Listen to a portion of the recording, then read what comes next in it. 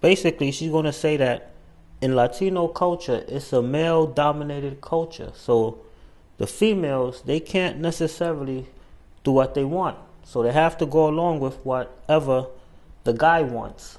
And she's going to mention that Latinas are jealous of the fact that black females are independent and they can do what they want. You know, they don't have to answer to anyone. And what she's saying is true. Like the Latino, Indian, and Arab, it's a male-dominated culture. And that's why the females are so racist, because it's being taught by the men. And why you think the minute an Indian female gets the chance to leave her Indian guy for a white guy, they take that chance? Because they really don't want to be with them. Same thing with Latinos, same thing with Arabs. They don't have any rights when they're with their men. So they want to get outside their race, but just not with the black guy because their culture is racist. So the minute a non-black person gives them some kind of attention, they're out. Because they tired of feeling like they're being subjugated to their men. Well, happy Sunday, everyone. I hope you guys rested well. I just dropped by to share a little story called Backlash. Over the weekend, I was checking out some of my favorite YouTubers and some of their podcasts, and they were doing a little series on the Latino community and how they voted for Trump. So, you know how you've been seeing these clips going around where they're interviewing different people, they're interviewing different Latinos, women and men? It was one of those. And this Latino woman got on there and she said she wanted to tell us why the Latino community voted so heavily for Trump, especially the men.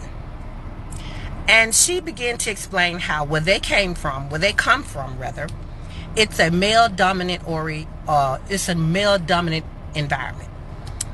The men are the leads. The men are, you know, in positions of authority.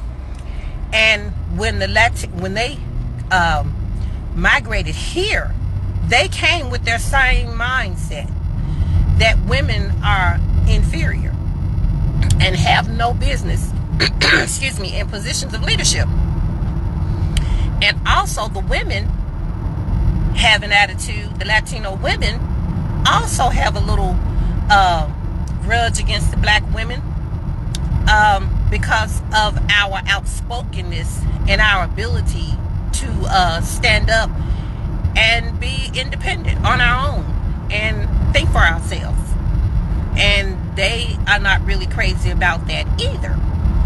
So she explained that the men in the Latino community, once they got here, they had huge problems answering to women in the workplace, especially black women, that they resented that so badly, as does the Latino female community.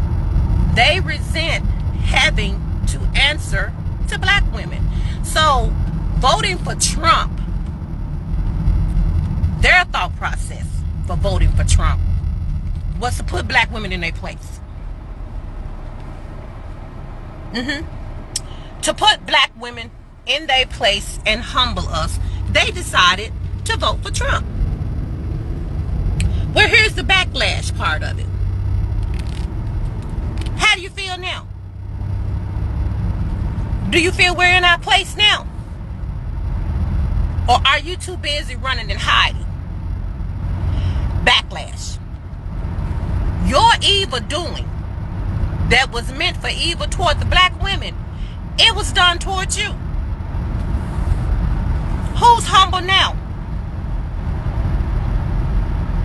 Oh, we expect to come down the pipe what's coming for us, but who's humble now? And the woman also said that we needed to be careful, more careful about who we allow into this country and their mindset. Because we're letting people in this country that has the same mindset as these countries where women have no power, they have no voice, and they should be just subservient servants. women should be seen and not heard type of environment. And we're letting these people come in, and the first time they're asked who they're going to vote for, the first person to come out their mouth is Trump. So we're allowing them to come over here with their backwards thinking, with their backwards culture, and it's impacting our lives. So they're coming over here for a better life, but they want to ruin ours. Stay where you are with that thinking. Stay where you are. If you have a problem with women, especially black women, having to report to them or having to listen to them, stay where you are. There are none over there. Why are you here? Why didn't you stay where you were if that's the type of environment you wanted to be involved in? Stay there. Don't come over here.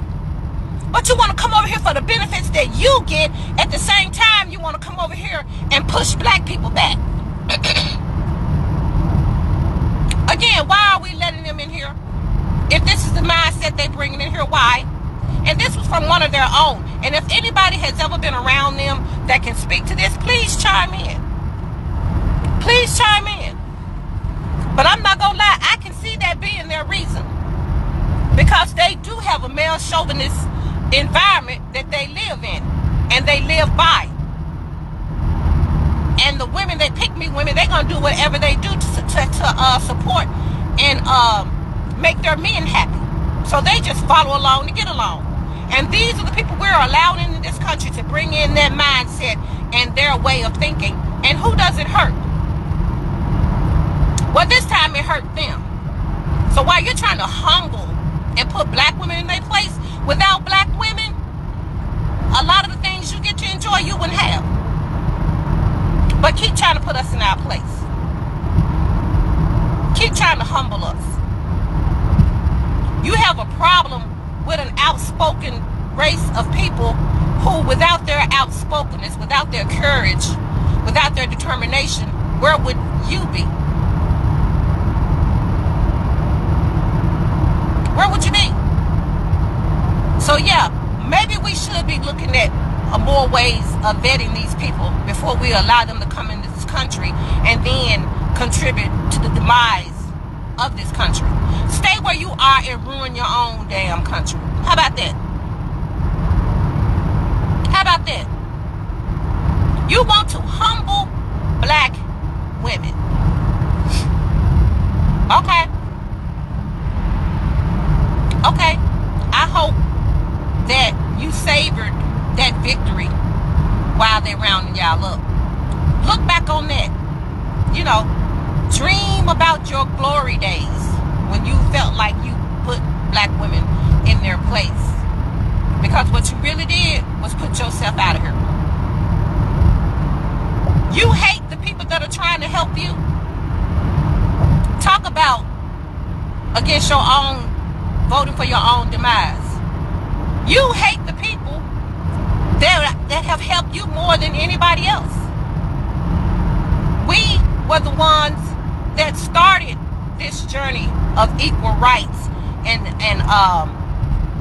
government assistance and things for people that were not as prosperous as other people in this country.